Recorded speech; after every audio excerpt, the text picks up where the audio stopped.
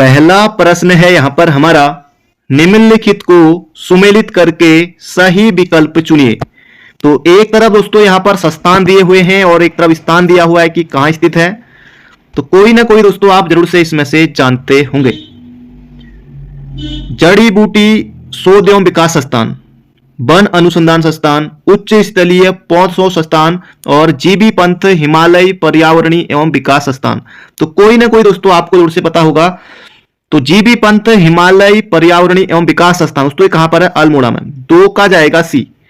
2 का सी दोस्तों देखिए, एक तो इसमें है और एक डी में है, तो 2 ऑप्शन हमारे कट गए हैं। वन अनुसंधान संस्थान दोस्तों कहां पर है? देहरादून में है, तो 4 का ए दोस्तों ऑप्शन नंबर डी बनेगा इसका सही उत्तर। उच्च स्तरीय पौध शोध संस्थान दोस्तों कहां पर है? श्रीनगर में है। और जड़ी बूटी शोध एवं विकास संस्थान दोस्तों कहां पर है? ये गोपेश्वर में है। तो ऑप्शन आपको याद नहीं रखना है, आपको दोस्तों केवल यही याद रखना है। अगर दोस्तों आपने परीक्षा वाणी पढ़ी है तो 1 नंबर आपका पक्का है, कोई दिक्कत नहीं होने वाली, बिल्कुल आसान प्रश्न है। वन अनुसंधान संस्थान दोस्तों कहां पर? देहरादून में। उच्च स्तरीय पौध शोध संस्थान दोस्तों कहां पर? श्रीनगर में। जड़ी बूटी शोध एवं विकास संस्थान दोस्तों कहां पर? यह हो जाएगा गोपेश्वर में। और जीबी पंत हिमालय पर्यावरणीय एवं विकास संस्थान हो जाएगा अल्मोड़ा। अगला दोस्तों प्रश्न है, बजट एक लेख पत्र है। अच्छा प्रश्न दोस्तों, बजट एक लेख पत्र है सरकार की मौद्रिक नीति का, सरकार की वाणिज्यिक नीति का, सरकार की राजकोषीय नीति का, या फिर सरकार की मुद्रा बचत नीति का। दोस्तों इसका सही उत्तर हो जाएगा सरकार की राजकोषीय नीति का, ऑप्शन नंबर सी। अगला दोस्तों प्रश्न है, एक तरफ खनन क्षेत्र और एक तरफ खनिज संपदा यहां पर दी हुई है, इसको दोस्तों आपको सुमेलित करना है। कालाहांडी, जावर, कोलार, मोसाबनी। तो ये दोस्तों आपको यहां पर बताना है। कालाहांडी दोस्तों कहां पर है? तो कालाहांडी जो दोस्तों ये बॉक्साइट के लिए प्रसिद्ध है। और इसके अलावा जो दोस्तों यहां पर जावर है, तो जावर हो जाएगा जस्ता और सीसा। कोलार और हट्टी ये सोना के लिए, तो सी का हो जाएगा 1। तो सी का 1 केवल एक ही ऑप्शन में बी में है। और मोसाबानी दोस्तों हो जाएगा तांबा के लिए, तो ऑप्शन नंबर बी होगा इसका सही उत्तर। कालाहांडी दोस्तों कालाहांडी बॉक्साइट के लिए है, जावर जस्ता और सीसा, कोलार सोना, मोसाबनी तांबा। अगला दोस्तों प्रश्न है, एक तरफ प्रमुख पुस्तक दी हुई है और एक तरफ उनके लेखक यहां पर दिए हुए हैं। गीता रहस्य दोस्तों किसकी पुस्तक है? तो बाल गंगाधर तिलक की। 2 का हो जाएगा डी। 2 का डी कितने ऑप्शन में है? तो 2 ऑप्शन में है। India wins freedom, Maulana Abul Kalam Azad. तो 4 का जाएगा बी। तो 4 का भी केवल एक ऑप्शन में है, तो ऑप्शन ए बनेगा दोस्तों इसका सही उत्तर। फिलहाल ऑप्शन हम नहीं देखेंगे, इसे हम याद रखेंगे। गीता रहस्य, बाल Gangadhar Tilak, India wins freedom, Maulana Abul Kalam Azad, और the story of my deportation दोस्तों ये किसकी है? तो लाला लाजपत राय की पुस्तक है। और a nation is making, a nation is making दोस्तों ये किसकी पुस्तक है? सुरेंद्र नाथ बनर्जी इसका सही उत्तर है। अगला दोस्तों प्रश्न है यहां पर हमारा, भारत में किस प्रकार की कर प्रणाली पाई जाती है? तो यहां पर आपको बताना है भारत में प्रगतिशील, अधोगामी, आनुपातिक या फिर प्रतिगामी। तो दोस्तों इसका सही उत्तर हो जाएगा आनुपातिक। आनुपातिक ऑप्शन नंबर सी। अगला प्रश्न दोस्तों सूची 1 को सूची 2 से यहां पर मिलाना है। भर भर के दोस्तों कूट वाले प्रश्न आपके सामने हैं, आपके सभी परीक्षाओं के लिए दोस्तों महत्वपूर्ण है। उष्ण कटिबंधीय वन दोस्तों ये हो जाएगा साइलेंट वैली। और शंकु वृक्ष वन हिमाचल प्रदेश में। कच्छ वनस्पति सुंदरवन। और पतझड़ वन दोस्तों ये हो जाएगा राजस्थान। तो ये दोस्तों ऑप्शन बनेगा हमारा डी। उष्ण कटिबंधीय वन दोस्तों साइलेंट वैली, शंकु वृक्ष वन हिमाचल प्रदेश, कच्छ वनस्पति सुंदरवन, पतझड़ दोस्तों राजस्थान, पतझड़ वन राजस्थान। अगला दोस्तों प्रश्न है यहां पर हमारा, निम्न में से कौन सा कथन वैध मुद्रा लीगल टेंडर मनी के अर्थ को सही वर्णित करता है? न्यायालय में विधिक मामलों के लिए फीस के चुकाने में जो मुद्रा दी जाती है, तो ये दोस्तों वैध मुद्रा जो है ना, वह मुद्रा जो कोई ऋणदाता अपने दावों के निपटाने में स्वीकार करने के लिए बाध्य होता है दोस्तों, उसे कहते हैं ऑप्शन नंबर बी। अगला प्रश्न है, दुनिया के सबसे बड़े मेट्रो नेटवर्क के मामले में भारत का स्थान कौन सा है? दोस्तों भारत का स्थान है तीसरा, ऑप्शन नंबर सी। अगला दोस्तों प्रश्न है, निम्नलिखित को सुमेलित करके सही विकल्प चुने। दोस्तों एक तरफ तेल परिशोधनशाला दी हुई है और एक तरफ दोस्तों राज्य यहां पर दिया हुआ है। पारादीप दोस्तों कहां पर, तो पारादीप हो जाएगा उड़ीसा, एक आ जाएगा बी। जामनगर दोस्तों कहां पर, गुजरात में। डिगबोई असम में। हल्दिया हो जाएगा पश्चिम बंगाल। ऑप्शन दोस्तों किसी ऑप्शन में ये मिल जाएगा, जहां तक डी इसका सही उत्तर है। पारादीप दोस्तों कहां पर, उड़ीसा में। जामनगर गुजरात। डिगबोई असम में है। तेल शोधन परिशाला दोस्तों ये है तेल शोधन परिशाला। और हल्दिया दोस्तों कहां पर है, पश्चिम बंगाल। अगला प्रश्न है, भारतीय राष्ट्रीय कांग्रेस के गठन के संबंध में निम्न में से कौन सा सही विकल्प है। भारतीय राष्ट्रीय कांग्रेस का गठन 28 दिसंबर 1885 को हुआ था, बंबई में हुआ था, बिल्कुल है। भारतीय राष्ट्रीय कांग्रेस के प्रथम अध्यक्ष WC बनर्जी थे, संस्थापक ए हुम। तो ए और बी दोस्तों दोनों यहां पर सही हैं, बोले तो ऑप्शन नंबर ए हो जाएगा इसका बिल्कुल सटीक उत्तर। अगला प्रश्न दोस्तों यहां पर कैग के बारे में बताना है। भारत के नियंत्रक एवं महालेखा परीक्षक किस अनुच्छेद में है दोस्तों, अनुच्छेद 148 में बताया गया है। तो कैग के संबंध में कौन सा विकल्प सही नहीं है, कौन सा नहीं दोस्तों यहां पर आपको बताना है। उसकी नियुक्ति राष्ट्रपति करता है दोस्तों, कैग की नियुक्ति कौन करता है, राष्ट्रपति करता है, बिल्कुल सही है। तो एक ऑप्शन कट गया। उसे भारत के उच्चतम न्यायालय के न्यायाधीश की भांति ही पद से हटाया जा सकता है, तो यह भी कथन यहां पर ठीक है। और सीएजी का कार्यकाल समाप्त हो जाने के बाद भी वह भारत सरकार के अधीन पद पर आगे बने रहने के लिए पात्र होता है। दोस्तों अगर कार्यकाल पूरा हो गया तो फिर आगे बने रहने का दोस्तों सवाल पैदा नहीं होता है। तो ये हो जाए दोस्तों केवल 3 यहां पर सही नहीं है। बाकी सीएजी दोस्तों जो कैग का वेतन है ना, ये भारत की संचित निधि से ही दिया जाता है। तो केवल 3 दोस्तों यहां पर सही गलत है। बढ़ते हैं अगले प्रश्न की तरफ। अगला प्रश्न दोस्तों, एक तरफ प्रमुख हवाई अड्डे दिए हुए हैं और एक तरफ स्थान दिया हुआ है, कौन कौन कहां कहां है ये यहां पर आपको बताना है। बाबा साहेब अंबेडकर अंतरराष्ट्रीय हवाई अड्डा दोस्तों ये कहां पर है, तो ये नागपुर में है। देवी अहिल्याबाई होलकर अंतरराष्ट्रीय हवाई अड्डा दोस्तों ये कहां पर है, तो ये इंदौर में है। ये दोस्तों कहां पर है, तो इंदौर में है। और राजीव गांधी अंतरराष्ट्रीय हवाई अड्डा दोस्तों कहां पर है, हैदराबाद में है। और वीर सावरकर अंतरराष्ट्रीय हवाई अड्डा दोस्तों कहां पर है, पोर्ट ब्लेयर में, याद रखिएगा। ऑप्शन दोस्तों यहां पर जहां तक है 20 का सही बन रहा है। तो इसे दोस्तों हम याद रखेंगे, ऑप्शन को याद नहीं रखेंगे। बाबा साहेब अंतरराष्ट्रीय हवाई अड्डा दोस्तों कहां पर, नागपुर में। और देवी अहिल्याबाई होलकर हवाई अड्डा दोस्तों कहां पर, इंदौर में। राजीव गांधी अंतरराष्ट्रीय हवाई अड्डा ये दोस्तों कहां पर है, ये दोस्तों हो जाएगा हैदराबाद में। और वीर सावरकर अंतरराष्ट्रीय हवाई अड्डा दोस्तों ये कहां हो जाएगा, पोर्ट ब्लेयर में। आगे बढ़ते हैं। निम्नलिखित में से भारतीय संविधान के किस संशोधन द्वारा अनुच्छेद 1 गौ में सहकारी समितियां शब्द जोड़ा गया। दोस्तों ये जोड़ा गया था कब, 2011 में दोस्तों जोड़ा गया था। संविधान संशोधन दोस्तों कौन सा, 97वां 97वां संविधान संशोधन 2011 के द्वारा भारतीय संविधान में दोस्तों सहकारी समितियां शब्द जोड़ा गया था। बहुत ज्यादा महत्वपूर्ण है। अगला प्रश्न दोस्तों यहां पर जो है कुमाऊनी जो दोस्तों लोकोक्ति है, इससे यहां पर प्रश्न पूछा गया है। तेरी तौली त्यारा मुख में, मतलब तेरी तौली दोस्तों एक जो बर्तन होता है, त्यारा मुख में मतलब तेरे मुख में, मतलब तेरी तौली त्यारा मुख में रौली, ये यहां पर आपको बताना है। तेरी तौली तेरे मुंह में ही रहे, ये तो सीधा सीधा हो गया, तो होगा नहीं ना दोस्तों। दूसरों से सहायता न लेना, ऐसा भी नहीं है। किसी का एहसान लेने से मना कर देना, दोस्तों ये हो जाएगा तेरी तौली त्यारा मुख में रौली, ये हो जाएगा किसी का एहसान लेने से मना कर देना, ऑप्शन नंबर बी। अगला दोस्तों प्रश्न है, एक तरफ दोस्तों प्रमुख जल विद्युत केंद्र यहां पर दिए हुए हैं और एक तरफ राज्य दिया हुआ है। तो कोई ना कोई दोस्तों आप जरूर से इनमें से जानते ही होंगे। तो धौली गंगा दोस्तों देखिए यहां पर, धौली गंगा दोस्तों कहां पर, उत्तराखंड। तो एक आ जाएगा भैया बी, तो 2 ऑप्शन तो नहीं हो सकते हैं। और दुलहस्ती हो जाएगा जम्मू कश्मीर, कॉमन अंक है बिल्कुल है। झज्जर दोस्तों कहां पर, हरियाणा में। और ओमकारेश्वर कहां पर, मध्य प्रदेश। धौली गंगा उत्तराखंड दोस्तों यहां पर जाएगा ऑप्शन बी में। दुलहस्ती J&K, झज्जर हरियाणा, ओमकारेश्वर मध्य प्रदेश। अगला दोस्तों प्रश्न है, कोई विधेयक धन विधेयक समझा जाएगा यदि उसमें केवल निम्नलिखित विषयों से संबंधित उपबंध हो।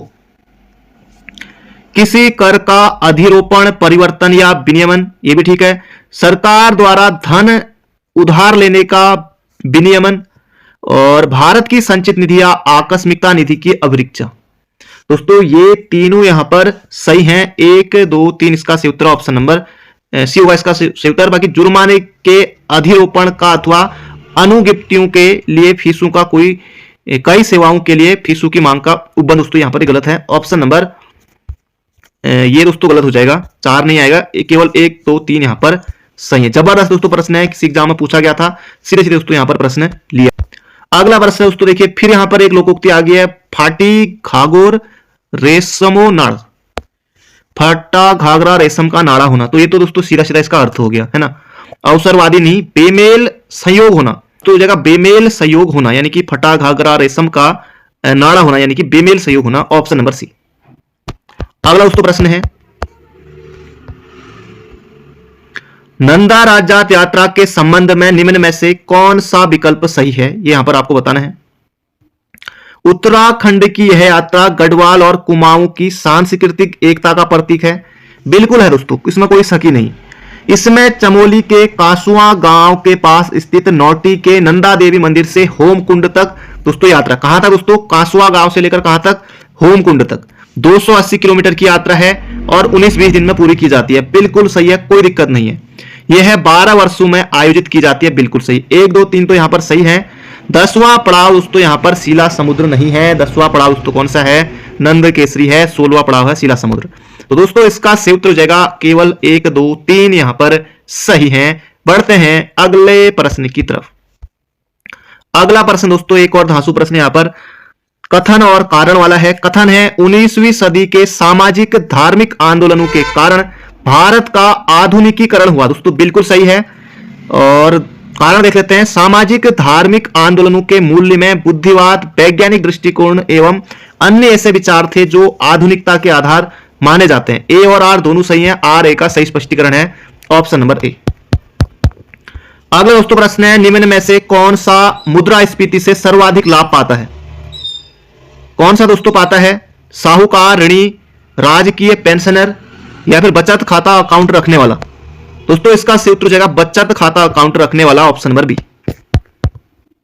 अगला प्रश्न है, गांधीवादी अर्थव्यवस्था के विषय में गलत है, जल्दी से यहां पर आपको बताना है। वे अहिंसा पर आधारित अर्थव्यवस्था पर बल देते थे, बिल्कुल सही बात है। केंद्रीकरण शोषण एवं असमानता को जन्म देता है, अतएव अहिंसक सामाजिक केंद्रीकरण विरोधी है, ये भी ठीक है। वे भारत में मशीनीकरण के पक्षधर नहीं थे, बिल्कुल सही बात है। वे अमेरिका में मशीनीकरण के पक्षधर नहीं थे। दोस्तों गलत कथन हो जाएगा, ऑप्शन नंबर डी। अगला प्रश्न है, कौन सा देश आधिकारिक तौर पर जनवरी 2025 में पूर्ण सदस्य के रूप में ब्रिक्स में शामिल हो गया। दोस्तों बिल्कुल नया, बिल्कुल ताजा, बिल्कुल फ्रेश यहां पर प्रश्न है दोस्तों, ये हो जाएगा इंडोनेशिया, ऑप्शन नंबर सी होगा इसका बिल्कुल सटीक उत्तर। अगला दोस्तों यहां पर प्रश्न है, भारत के संविधान की 3री अनुसूची में निम्नलिखित में से क्या उपबंधित है। संघ के मंत्री के लिए पद की शपथ का प्रारूप, तो ये तो दोस्तों दिया ही है उसमें। और उच्चतम न्यायालय के मुख्य न्यायाधीश द्वारा ली जाने वाली शपथ का प्रारूप ये भी है। भारत के राष्ट्रपति दोस्तों नहीं, राष्ट्रपति की शपथ दोस्तों किस अनुच्छेद में है ये आप बताएगा कमेंट बॉक्स में। बाकी दोस्तों 1 2 और 4 यहां पर सही है, क्योंकि दोस्तों इसके लिए अनुच्छेद है, वो अनुच्छेद दोस्तों आपको 52 के बाद मिलेगा, क्योंकि 52 में राष्ट्रपति का पद दिया गया है, तो उसके बाद दोस्तों आपको कहीं पर मिलेगा ये। तो कमेंट बॉक्स में जरूर से बता दीजिएगा राष्ट्रपति की शपथ किस अनुच्छेद में है। अगला दोस्तों प्रश्न है, एक तरफ उपनाम दोस्तों दिए हुए हैं, एक तरफ मूल नाम दिया हुआ है। मशरूम लेडी दोस्तों कहा जाता है दिव्या रावत को, गढ़वाली सहगल कहा जाता है दोस्तों जीत सिंह नेगी को, toilet man Ramesh Bhateja, medicine man दोस्तों कहा जाता है मनीष पंथ को। तो ये दोस्तों किसी ऑप्शन में मिल जाएगा, ऑप्शन यहां पर बन रहा है सी वाला, बाकी ऑप्शन हम याद नहीं रखेंगे। टॉयलेट मैन रमेश भटेजा रुड़की के हैं, मशरूम लेडी दिव्या रावत, गढ़वाली सहगल जीत सिंह नेगी, मेडिसिन मैन मनीष पंथ। अगला प्रश्न है, चंद राजाओं के समय सिक्का, टकसाल व ताम्र उद्योग केंद्र था। अब दोस्तों चंदू ने कहां बनाया, दोस्तों ये अल्मोड़ा में ही बनाया, जाहिर सी बात है, ऑप्शन नंबर ए। अगला प्रश्न दोस्तों, 4 पुस्तक दी हुई है, 4 लेखक हैं, ये आपको सम्मिलित करना है। मसूरी मेडले दोस्तों ये गणेश शैली की है। कुमाऊं की चित्रकला, कुमाऊं की चित्रकला सुधर मटपाल, हिमालय के खस डी शर्मा, पटवारी घराट एवं चाय आरएस टोलिया। किसी ऑप्शन में मिल जाएगा दोस्तों, ऑप्शन यहां पर जो बन रहा है हमारा ऑप्शन नंबर बी यहां पर बन रहा है, पटवारी घराट एवं चाय आरएस टोलिया, हिमालय के खस D Sharma, Mussoorie medley professor Ganesh शैली, कुमाऊं की चित्रकला या सुधर मटपाल। अगला दोस्तों प्रश्न है, निम्नलिखित में से उत्तराखंड के इतिहास के संबंध में गलत कथन यहां पर आपको बताना है। चंद वंश का अंतिम शासक महेंद्र चंद, अकबर का समकालीन रुद्रचंद, रवाई कांड 23 मई नहीं दोस्तों, रवाई कांड कब हुआ था, 30 मई 1930 को हुआ था। 30 मई 1930 को हुआ था रवाई कांड। Option number C. बाकी दारा सिको के पुत्र सुलेमान सिको को संरक्षण दिया था पृथ्वीपति शाह ने, ये भी यहां पर ठीक है दोस्तों, ये हो जाएगा गलत कथन। रवाई कांड हुआ था 30 मई 1930 को। अगला प्रश्न है, निम्नलिखित में से गलत कथन है। थारू में दोनों पक्षों में विवाह तय होने को कहते हैं दोस्तों, ये कहते हैं पक्की पोड़ी, पक्की पोड़ी। और भोटिया जनजाति में विवाह की दो प्रमुख विधियां हैं, तत्सत और दमोला, ये भी यहां पर ठीक है। जौन सारियों के मुख्य देवता दोस्तों महासु शिव हैं। और नुराई त्योहार दोस्तों ये नहीं, राज नहीं, नुराई दोस्तों ये भेड़ पालकों का त्योहार है, जौनसारी जनजाति द्वारा मनाया जाता है नुराई। तो ऑप्शन नंबर दोस्तों डी बनेगा सटीक उत्तर। अगला प्रश्न दोस्तों, प्रमुख मेले यहां पर दिए हुए हैं। सियालदे बिखौरी दोस्तों द्वाराहाट अल्मोड़ा में, और एक आ जाएगा दोस्तों सी। तो दो ऑप्शन हमारे हट गए यहां पर, देखिए दो ऑप्शन यहां पर सीधे सीधे हट गए हैं। खरसाली दोस्तों कहां पर, उत्तरकाशी में। ताड़केश्वर पौड़ी में, और मोड़ हो जाएगा टिहरी में। तो ऑप्शन नंबर दोस्तों बना यहां पर हमारा बी। सियालदे बिखौती अल्मोड़ा, खरसाली उत्तरकाशी, ताड़केश्वर मेला पौड़ी, मोड़ मेला टिहरी। अगला प्रश्न है वर्ष 2011 की। देखिए दोस्तों 5-5 प्रश्न आपके तैयार हो जाएंगे और एक ही प्रश्न यहां पर लिया है। देखिए जनसंख्या का दोस्तों यहां पर पूरा जनगणना का यहां पर आपका रिवीजन हो रहा है। देखिए जबरदस्त प्रश्न है, धांसू प्रश्न है। वर्ष 2011 की जनगणना के अनुसार उत्तराखंड राज्य के संबंध में कौन सा विकल्प सही है। दोस्तों जबरदस्त प्रश्न है। देखिए पहले तो दोस्तों होता था, देखिए इसके दोस्तों पहले तक आप तो 3-4 प्रश्न बन जाते, अब दोस्तों देखिए 3-4 प्रश्नों का ही एक प्रश्न बनेगा एग्जाम में। अच्छा दोस्तों यहां पर आपका रिवीजन हो रहा है। राज्य की जनसंख्या देश की कुल जनसंख्या का 0.83% है, बिल्कुल दोस्तों सही है। एक फैक्ट याद रखिए, जबकि क्षेत्रफल की दृष्टि से राज्य देश के कुल क्षेत्रफल का 1.69% है। दूसरा फैक्ट ये आपको याद कर लेना है। फिर अगला देखिए, सर्वाधिक जनसंख्या वाला जिला 1 नंबर के लिए बनेगा, कौन सा है, हरिद्वार है। जबकि सबसे कम जनसंख्या वाला जिला दोस्तों कौन सा है, रुद्रप्रयाग है। सबसे कम जनसंख्या दोस्तों रुद्रप्रयाग की है, जबकि सबसे कम क्षेत्रफल किसका है, तो चंपावत का है। देखिए इतना ये भी याद रखिए। देश में जनघनत्व के मामले में उत्तराखंड का स्थान दोस्तों कौन सा है, 25वां है, बिल्कुल मौजबानी याद रखिए। जबकि लिंगानुपात के मामले में उत्तराखंड का स्थान दोस्तों कौन सा है, 13वां है, इसे भी याद रखिए मौजबानी। अगला फैक्ट फिर देखिए, जनगणना 2011 के अनुसार उत्तराखंड का जनसंख्या घनत्व 2001 में दोस्तों कितना था, 159 था, जो कि 2011 में 30 बढ़कर 189। अगर पूछे कि उत्तराखंड का जनघनत्व कितना है या जनसंख्या घनत्व कितना है, तो 189 वर्ग किलोमीटर, भारत का 382। और जनगणना 2011 के अनुसार पुरुष साक्षरता दोस्तों कितनी है, तो 87-40 है पुरुष साक्षरता, और महिला साक्षरता दोस्तों कितनी है, 78-82, 78-82। सभी के सभी दोस्तों यहां पर सही हैं, क्योंकि देखिए दोस्तों आपके यहां पर इतने फैक्ट क्लियर हो गए हैं। पूरा जनगणना दोस्तों लगभग मेन चीज हमने देख ली है, रिवीजन कर लिया है। एक लाइक दोस्तों इस पर जरूर से आपका बनता है। आगे बढ़ते हैं, सभी दोस्तों सही है।